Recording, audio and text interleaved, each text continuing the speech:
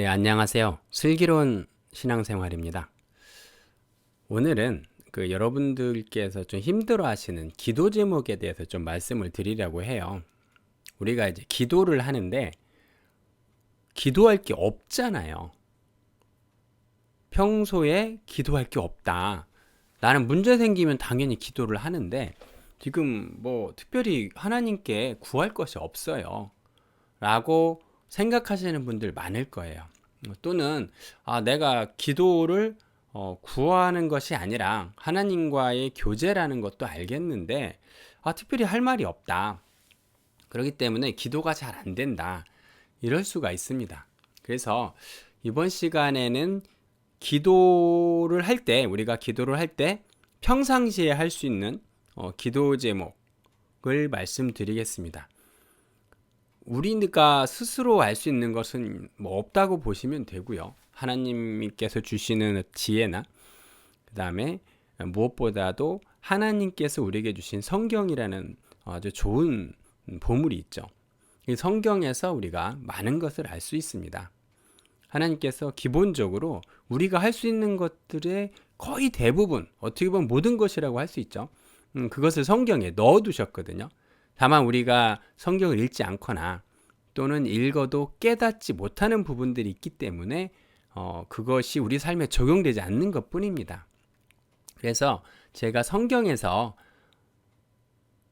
여러분들이 평소에 할 수 있는 기도 제목으로 삼을 수 있는 그런 부분들을 하나씩 뽑아서 여러분께 안내하려고 합니다. 자, 기도. 먼저 이 시간에 알아볼 거는 기도에 대해서 좀 말씀을 드리려고 해요. 우리가 기도는 가장 흔하게 생각하는 게 문제가 생겼을 때 하나님께 문제를 해결해 달라고 하는 기도가 있죠. 그죠? 무엇인가를 똑같이 구하는 기도라 하더라도 문제가 생겼을 때 그 문제를 해결해 주세요 하는 기도가 있을 수 있습니다. 뭐 예를 들면 몸에 질병이 생겼을 때 제 몸의 질병을 고쳐주세요. 또는 뭐 누구의 질병을 고쳐주세요. 이런 기도가 있을 수 있고, 그 다음에 어떤 대학 입시나 이런 큰일이 있을 때 꼭 이렇게 해결해야 될 문제가 있을 때 하는 기도가 있습니다. 이런 것들을 이제 문제가 생겼을 때 하는 기도다, 이렇게 볼 수 있고, 다른 한편으론 아무런 문제가 없음에도 불구하고 하나님 앞에 나와서 수시로 하는 기도도 있습니다. 이 수시로 하는 기도는 뭐가 있을까요? 이 수시로 하는 기도는 뭐 하나님을 사랑하게 해달라, 오늘 소개해 드릴 건데, 또는 하나님을 알게 해달라, 저에게 사랑이 풍성하게 해달라, 뭐 저희 신앙생활이 더 깊어지게 해달라, 뭐 이런 기도가 있을 수 있죠. 그럼 이 문제가 생겼을 때 하는 기도와 하나님 앞에 수시로 나와서 하는 기도는 어떤 차이가 있을까요? 뭐 여러 가지 차이점이 있겠지만 저는 제가 좀 주목하고 싶은 사항은 바로 이겁니다. 문제가 생겼을 때 하는 기도는 삶의 체질을 바꾸는 기도가 아니라 문제를 해결해 달라고 하는, 뭔가 나의 앞에 주어진 문제를 해결해 달라고 하는 기도고요. 평상시에 하는 기도는 내 삶의 체질을 바꿉니다. 신앙 수준을 바꿉니다. 내가 살아가는 또는 나의 삶에 적용되는 삶의 원리 자체를 바꾸는 기도, 삶의 환경을 바꾸는 기도, 이것을 평상시에 하는 기도다라고 저는 생각을 합니다. 그렇기 때문에 당연히 평상시에 하는 기도가 중요한 것이죠. 이 평상시에 하는 기도를 통해서 여러분의 삶이 업그레이드가 될 수 있습니다. 예를 들어서 질병이 생겨서 구하는 기도가 있잖아요. 하나님, 저 감기 걸렸어요. 하나님, 저 어디 다쳤어요. 뭐 이렇게 해서 치료를 구하는 기도를 할 수 있잖아요. 그런데 하나님께 평상시에 구하는 기도를 하면, 즉 평상시에 수시로 나와서 하는 기도의 장점은 뭐냐면 내가 감기에 잘 걸리지 않는 체질로 바꾸는 이런 기도인 것이죠. 그렇기 때문에 여러분이 언뜻 생각을 해봐도 어떤 게 더 중요한지 알 수 있습니다. 내가 몸이 아주 건강해졌어요. 그래서 감기에 걸리지 않습니다. 몸이 건강해졌어요. 웬만큼 넘어져도 다치지 않습니다. 이런 기도가 중요한 것이죠. 우리 연세 드신 어르신들은 보면 이제 뼈가 약해지시면서 넘어지면 잘 다치시잖아요. 그러니까 연세가 드셨으니까 잘 넘어지고 잘 넘어지는데 또 뼈가 약하시니까 또 잘 다쳐요. 이런 악순환인데 만약에 연세가 드셨는데 몸이 아주 강건합니다. 잘 안 넘어지겠죠? 넘어져도 잘 다치지 않겠죠. 우리 어린아이들은 수시로 넘어지고 뭐 하지만 잘 안 다치지 않습니까? 또는 다쳐도 뭐 약 바르면 바로 낫지 않습니까?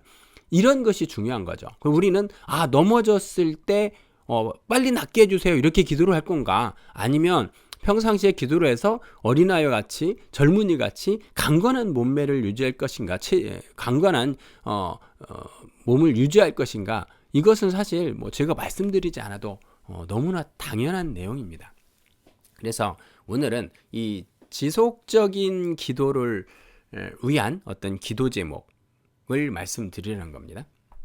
자, 오늘 소개해드리는 기도 제목은 하나님 아버지, 저로 하여금 하나님을 사랑하게 해주세요. 또는 이미 하나님을 사랑하고 계시다면 하나님을 더 사랑하게 해주세요 라는 기도입니다.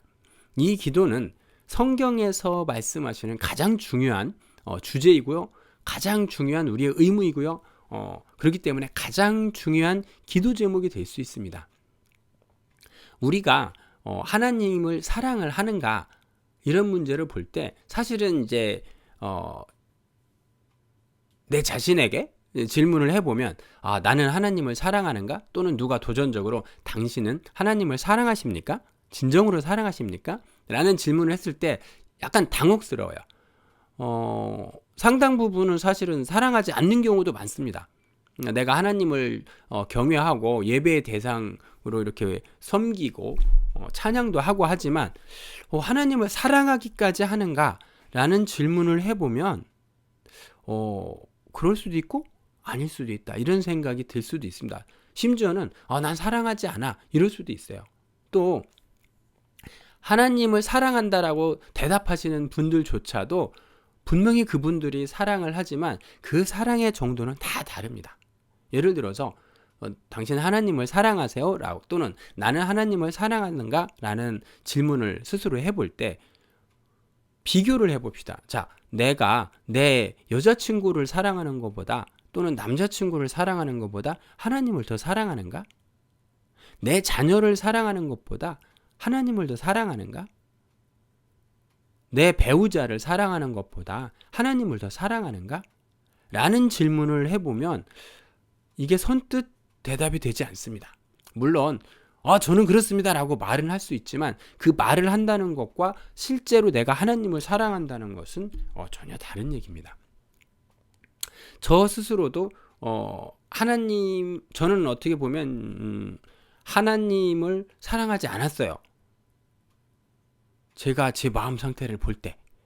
그러기 때문에 오히려 하나님 앞에 저는 하나님을 사랑하지 않습니다. 뭐 봉사도 하고 다 하는데요, 찬양도 하고 하는데요, 하나님의 위대하신 분이고 소중한 분인 건 맞는데 하나님을 저는 사랑하지는 않는 것 같습니다 라는 말을 솔직하게 할 수 있었습니다. 하나님을 사랑하지 않는다는 게 솔직해지면, 또는 하나님, 저는 하나님을 사랑하지만 하나님을 누구보다도 사랑하는 거는 같진 않습니다. 비교해 볼 때 제 자녀를 더 사랑해요. 제 배우자를 더 사랑합니다. 하나님은 사랑의 대상은 아니고 경외의 대상입니다. 이럴 수도 있고요. 하나님 저 사랑합니다, 이렇게 고백하시는, 자신 있게 하시는 분들도 하나님을 더 사랑하게 해달라고 기도해 보세요. 그러면은 이 하나님을 사랑한다는 것이 날로 날로 깊어지는 걸 느낄 수가 있습니다.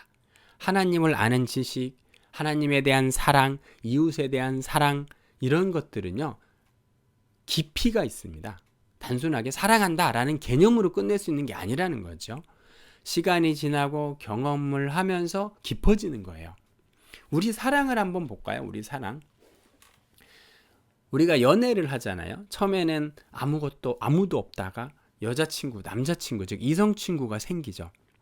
그러면 와, 이성 친구를 엄청 사랑하는 것 같습니다. 그래서 잠을 자도 생각나고 깨어도 생각나고 일할 때도 생각나고 뭐 수시로 전화하고 내 여자친구는 무엇을 할까? 이 시간에는 또는 뭐 무엇을 좋아할까? 어떻게 하면 내 여자친구를 기쁘게 해줄까? 뭐 여러 가지 생각을 하죠. 그때 당시 드는 생각은 뭡니까? 와, 이보다 더 사랑할 순 없다라는 거예요. 이보다 더 사랑할 순 없다.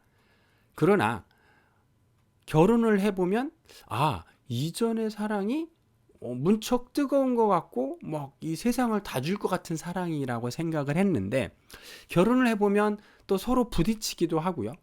이런 부분이 있죠. 그럼 내가 그때만 잠깐 사랑했었나? 이런 생각이 들기도 하고. 그러나 같이 결혼 생활을 하면서 사랑이 점점 깊어집니다. 서로 사랑이 깊어지죠. 사랑이 깊어지고 물론 이제 반대로 가시는 분들도 있습니다만 원래 사랑은 성장을 하는 거예요. 이렇게 성숙을 합니다. 그리고 자녀를 낳으면서 키우면서 같이 동고동락하면서 더 사랑이 깊어지죠. 그리고 나이가 먹어서 이제 연로해지면 젊었을 때 가졌던 어떤 아름다움이나 체력이나 이런 것들이 슬슬 사그라들기 시작하면 서로에 대한 사랑이 더 깊어집니다. 나와 힘들었던 젊은 시절을 같이 해준 사람, 언제나 내 옆에서 내 편을 들어준 사람, 너무나 소중하죠. 점점 사랑하게 됩니다. 그냥 일반적인 기준으로 볼 때 우리가 젊었을 때 기준은 뭐 예쁜 여자, 잘생긴 남자, 뭐 여러 가지 조건을 보지만 이 두 가지를 많이 보잖아요. 그랬는데 나이 먹어서 그 기준으로 본다라고 하면 나이 먹은 여자보다 나이 젊은 여자, 이렇게 피부가 매끈한 남자, 이렇게 비교를 해보면 사실은 뭐 여러 가지 얘기는 있을 수 있지만 그냥 딱 드는 생각은 뭐예요? 내가 모든 것을 그냥 선택할 수 있다. 나의 상태는 항상 젊다라고 하면 당연히 미적 기준에서 보면 젊었을 때가 훨씬 예쁜 거죠. 뭐가 됐든 젊음이 있기 때문에. 그러나 부부간의 사랑 이런 걸 놓고 보면은 나이 먹었을 때의 사랑이 훨씬 깊습니다. 성숙하고 흔들리지 않는 사랑이에요. 그렇기 때문에 이 사랑이라는 건 이렇게 성장하고 자라는 깊어지는 이런 특성이 있어요. 그래서 하나님을 사랑하신다고 생각하는 분들, 또 실제로 사랑하시는 분들도 하나님을 더 깊이 사랑하게 해달라고 기도를 하면 아주 좋습니다. 자, 그러면은 과연 이것이 기도 제목으로 삼을 정도로 하나님을 사랑하게 해주세요라는 것이 그렇게 중요한 이슈냐? 성경적으로 또는 뭐 우리 삶 속에서 신앙생활을 하면서 구할 것이 한두 개가 아닌데 뭐 많은데 왜 하필 하나님을 사랑하냐? 이 부분에 대해서는 성경 말씀을 보면서 말씀드리도록 하겠습니다. 다만 동영상이 길어져서 2부에서 말씀드리도록 하겠습니다. 좋아요, 구독 꼭 눌러주시고요. 2부 동영상 꼭 들어주세요. 감사합니다.